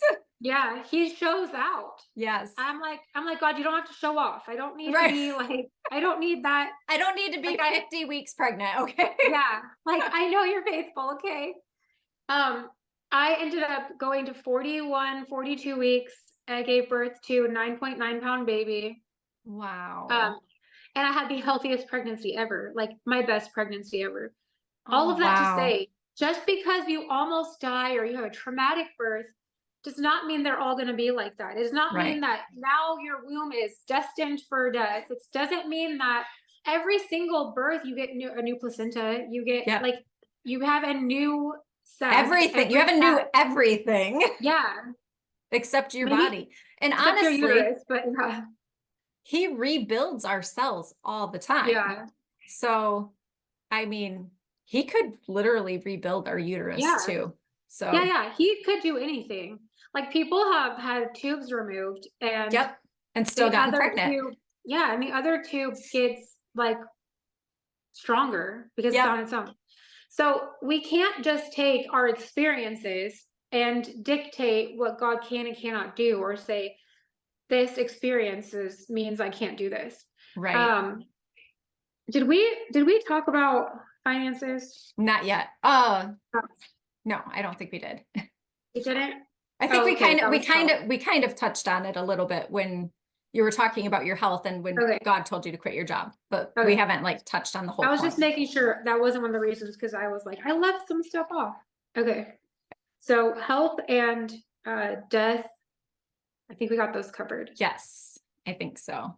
So then what's the 9th point, which would 9. technically be the 10th point, but because we just covered Yeah, 2. yeah, because I but- covered 2. God told me I'm done. My husband and I decided on a number. Okay. Yeah. So I have a lot of friends that say, God gave me the number 5. And God told me that my womb is that not that my womb is closed. God told me that we're done. Okay. Great. I never would have said Awesome. that. No, but let's I- say great, awesome. I'm so Right. glad he told you that. Why would you now do something about it? Right. Right? If You God should told just you, still be trusting him. if Yeah. God told you you're done, that means you closed your womb. Yep. So why do you need to go close it? We're never told to close our wombs. We're never told to stop our seed. We're never told to do any of that. So if God says, this is all I have for you, then awesome, you're not getting pregnant again. Right. But if you get pregnant again, God didn't tell you that. Right. Unless he tells you that for a season. He Right. might say you're done right now. And then 5 Right. years later you get pregnant again. But like we cannot just say, well, God said I'm done, so I'm gonna get a vasectomy and cut a part of my body off. Or I'm gonna go get a tubal and cut a piece of my tubes off. Or I'm going to now prevent every night. Right. Or however much you do it, but whatever. Right. Like Right. we either live in faith. If God says something, then it will come to pass. Yeah. We can't Regardless, just be we like, don't, he doesn't need our help. no. Like, he has managed to Yes, sustain he does. life. He does and he doesn't. He needs our help in trusting him, but he doesn't Right. need our help in preventing. He doesn't need our help in fulfilling the thing. Right. If he said, you're done, you're done. Yeah. I would never claim that the Lord said we were done, ever, because I never heard him say you're done. I had contentment in my Yeah, heart. yeah, Like yeah. I felt done. Yeah, you felt I done. didn't Yeah. have that. I know we've talked about this before. Like you have a baby and you almost instantly you're like, Yeah. oh, I want another baby. And I Yeah. had that for all of them, Yeah. except for when I was pregnant with the 6th one. And I Mhm. mean, I didn't have a bad pregnancy at all. Like my pregnancy was fine, but we had that traumatic experience. I just never had that I want more kids feeling, and I prayed, Lord, when I'm done, then take that Yeah. desire away from me Yeah. so that I don't yearn for something that doesn't belong to me. Like yeah. I hear that that's what happens, but Mhm. and I pray that's what happens. Okay. I don't want to like have this baby fever till I die because it is You be like, ooh, 80 it hurts. having babies. I mean, I know grandchildren feel that, and apparently Yes. they're like way better than your own children. I can't even That's what I'm imagine. told. I can't imagine, but I'm very excited to experience that kind of. But the Bible says there's 3 things that never help me. I don't know why my brain is not registering with the Bible right now. There's 3 things that never. Oh, and Proverbs. One of them's the barren womb Yeah. that That are never satisfied. Yeah. Yeah. 3 things that are never satisfied. Satisfied, A barren womb is never satisfied. So we Right. might not ever feel done. Right. And that's just what the Bible says. But Yeah. people that do feel done, I felt done after my last one, but I only felt done because of the trauma. Mm. I did not feel done because I felt complete. Yeah. And then you get healed of the trauma and then you're not done anymore. Right. So and that feeling never went away for me. And I had it even while I was pregnant, because up to that point, every pregnancy, I was like, oh, I can't wait to do this again. Which is crazy because the first 14 weeks, I'm like, why did I do this again? This is terrible. I feel miserable. But then after that passes, then I'm like, oh, I love this. This is like, I want to do this. Like, I don't really necessarily enjoy pregnancy, but like the idea of bringing forth a new life is so exciting. And I always wanted to do it again until that 6th one. I was like, I feel complete. Like I feel this contentment and this peacefulness about it. And I think because I felt that contentment, my husband felt fear, we took it into our own hands and did Oh, our own right. thing. My But- husband feels contentment every time. Every time. Well, I'm sure he does. He said after baby 7, 8, 9, and 10, he said, I think the Lord's telling us we're done. And he's not going to do anything about it. He just Right. said that every time. And this last time I was like, well, Mandre, I know for sure we're not. God gave me 5 more names. Ooh. But okay. See, and that I have had no, like, I haven't gotten any new names. I haven't gotten, Yeah.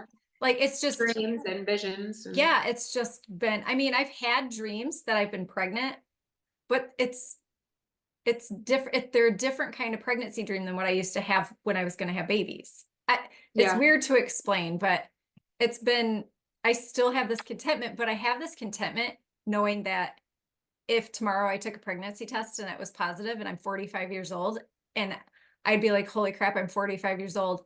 That's kind of a miracle. Yeah, that's kind of amazing. Like, okay, Lord, if More that's what glory you to have for God. me, right? If that's Yeah. what you have for me, I will walk in this and I will do it with joy. But at the same time, like, I don't have that yearning Longing. and Yeah. longing for more. Yeah. And this ties into another one that if it's God's will, it will happen no matter what I do. A lot of people believe that, I'll just say, like, I know so many people that say, well, I got a tubal, but if God wants me to have another one, he'll just give me another one. Which And so I has asked God, happened. it has. So this is what I did. I asked God, I said, now I know that happens, but can you explain to me, like, do we just have kids? Like, if I just go if Mandra gets a vasectomy tomorrow, are we still gonna have 17 children? Right. Like, let's just say that's the number he had for me. Mm-hmm. Okay, the Lord made this so clear to me. No, what the Bible says is he turns you over to your resources. So if you get a tubal, if you pull out, if you get a vasectomy, if you're on birth control, if you're using condoms, Mm-hmm. you're trusting those things, not God. So Right. Are they 100% effective? No. Never. None of them prove to be 100% effective. No. So if you happen to have a child after that, does that mean that child you had is like some anointed saint that he pushed through your will and gave you? Because people have said things like that to me. Yeah. Like I think my husband was after a tubal or birth control or something. And he's like, God really wanted me to be born. And I'm like, yes, your life is still from God, but like, you're not like more special than the rest of the population because you came I mean, in to me you are, but yeah. I'm definitely glad that happened. Okay. But the Lord just told me, like, we can, and I know this is so super controversial, and that's what we're talking about, controversial topics. We can thwart God's personal will for our life. So if I go abort my child, that's not God's plan. I am thwarting the will he had for that child. If I get a tubal, if I had a tubal after my second child, I guarantee you I wouldn't have 10 children. I don't know anyone that's had a tubal and went on to have 8 more children, unless it was just botched and it didn't actually happen. And so that's why only, I'm guessing in this number, but I'm guessing the average of children born after these surgeries is less than 5%. It's probably 1% of people go on to have a child after a tubal or a vasectomy. If you couldn't stop the will of God and how many children you were having, it would be 99%. Do you see what I'm saying? Yeah. Like, people would keep, because back then when they didn't have these surgeries, people averaged 7 to 8 children a family. Yeah. That's not happening anymore. So does that mean that the Lord just wants us to have less children? No.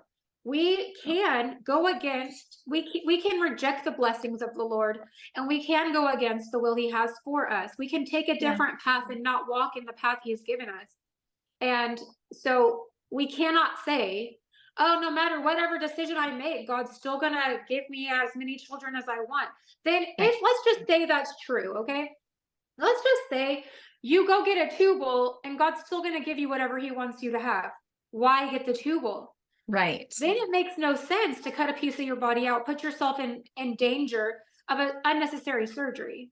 Well, right? and scripture's pretty clear about how we're supposed to treat his temple. We're not supposed to Yeah. mutilate it. We're not supposed to No. scar it. We're definitely not supposed to be cutting things out of it. Yeah, for sure. He's very, very clear about how we're supposed to take care of the temple that he's given us. So even if, Yeah.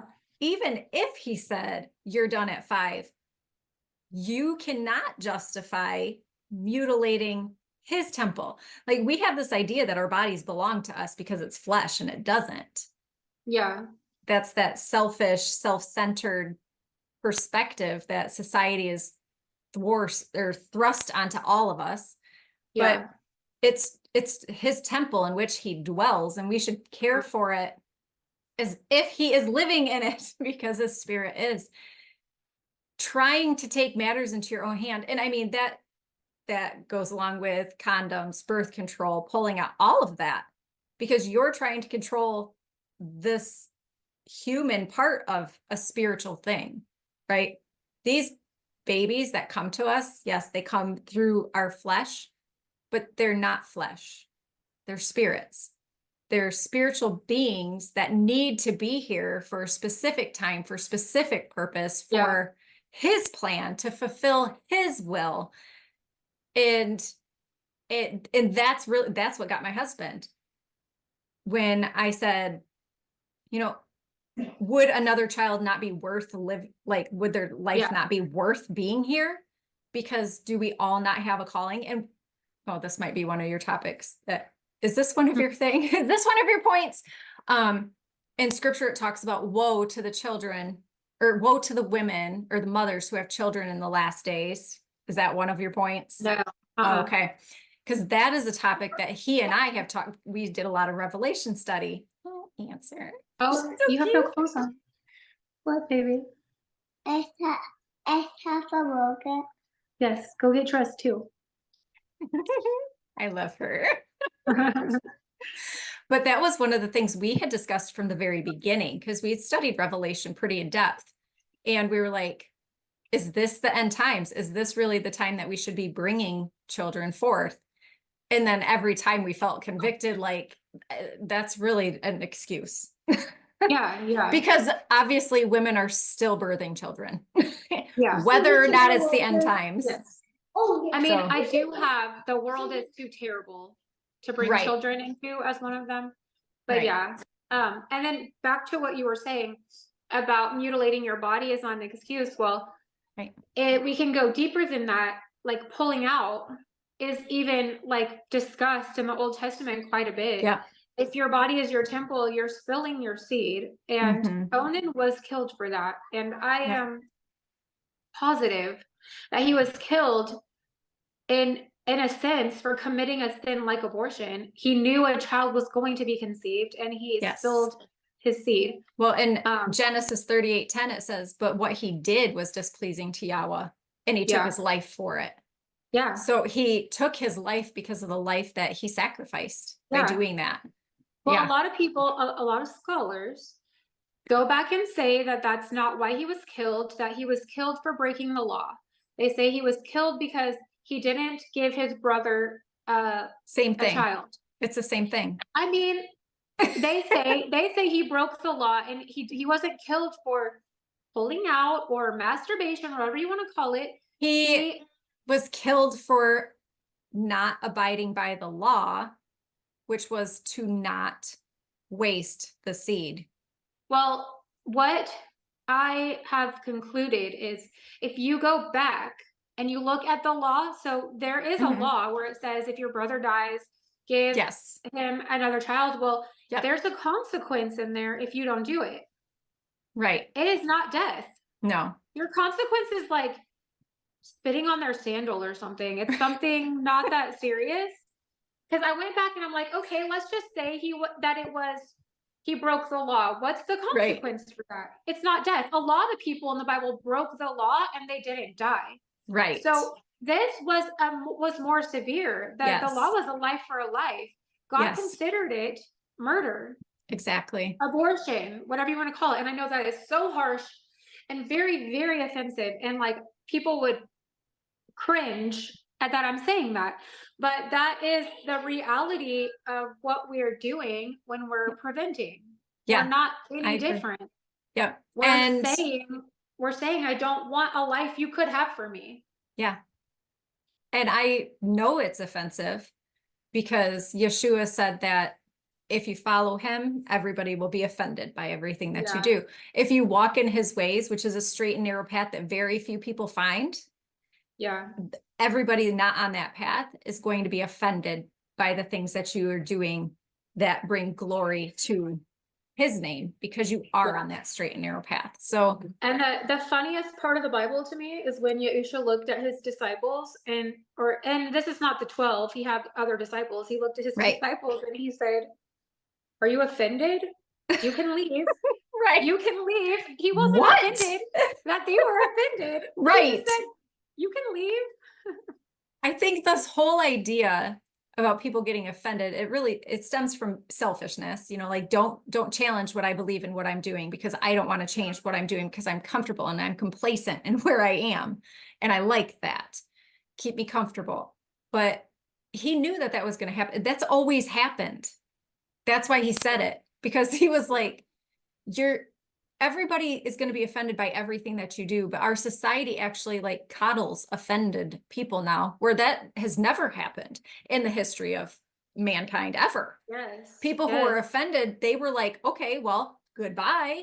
They were Yeah. cast out of society. They're like, Now it's like, oh my goodness, you need therapy. We Right. need to get you in therapy. You need trauma healing. You oh, need to go to the store and buy everything you've never gotten in your life. we need to attack your offenders. We need to make sure that we put Yeah. them in their Yeah. place and shut them up. We're going to cancel them all. Yeah. When it's like, it's so backwards. I just realized it's getting dark and I'm running out of light. I'm like, you can barely see me. I just noticed that too. I looked outside because my kids and my husband just walked by from doing like farm chores. And I was like, oh, it's almost 6 o'clock. It's dinner time. Well, I feel like we have touched on some seriously controversial points. I love the fact that you have this organized. We will get together again. We'll do a second podcast and hopefully we'll be able to cover the rest of them. Yeah. But I mean, we've covered like a lot of very serious points that pretty much cover a lot of the others. So right. We should go fast. I think so too. I appreciate you so much. I appreciate your passion for the word. I appreciate your love for our Heavenly Father and your desire to raise your kids in a way that they know him and not just some religion or some like religious practices. I'm excited that we're doing this. And I hope me too. all of the listeners have enjoyed this podcast episode. I pray that you are fulfilled by the word, that you have had revelation and truth open to you so that your eyes are open, that your ears have been able to hear, and your heart has been able to absorb those seeds of truth so that you produce the good fruit in your own life, and that you go forth and you build your home with your own two hands, and you love on your family like you never loved on them before, and you show the fruit of the blessing that Yahweh's put on your lives. Amen. Oh, Can I pray? Thank you so much. Absolutely. Okay. All right, Yahu, I just thank you for this opportunity. I thank you for this truth. I thank you for your wisdom. I thank you that we have a book to go to, that we have the Holy Spirit inside of us, that we are the temple of the living God. I thank you that that even in a time where we cannot speak on these things or share these things, you give us opportunity. And I pray right now over anyone that has any offense or anything that's in them that is convicting them or that is making them angry. I just pray that we would look to you, that we wouldn't just listen to Lesley and Karissa, but that we would go to your word, that we would seek you deeply, that we would know it for ourselves, that we would go straight to your word, straight to the truth, straight to the source, that we would ask until we hear your voice, that we would have a relationship with you where we hear your voice so clearly and where you confirm everything that you have taught your other people. God, I just thank you and praise you for this day, for the life in our breath, for the opportunity to be mothers, for the honor to carry children, and that we can trust you, that you are faithful, and that you are a man of your word. I just praise you and thank you, and I pray that there are softened hearts. If there's any hard heart, that you would break through, that you would tear the veil, and that you would speak your truth deeply, gently, and lovingly. God, we just pray, we love you. And I just pray that we would continue to give our everything, our life fully to you and die to our flesh. In the name of Yahusha, I pray. Amen. Amen.